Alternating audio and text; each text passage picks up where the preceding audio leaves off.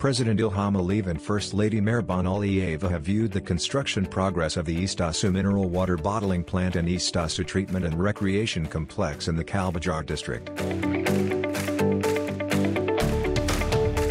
Kalbajar EastOSU mineral water bottling plant was built in 1981. The plant was closed at the end of 1991. The newly built EastOSU plant will occupy an area of 7.800 square meters. The enterprise will employ nearly 100 people. Glass and plastic packaging production lines supplied by a German company will be installed at the plant. The head of state and the First Lady were also informed about the project of the EastOSU treatment and recreation complex. Inaugurated in 1927, the sanatorium was considered the second largest resort in the former Azerbaijan SSR.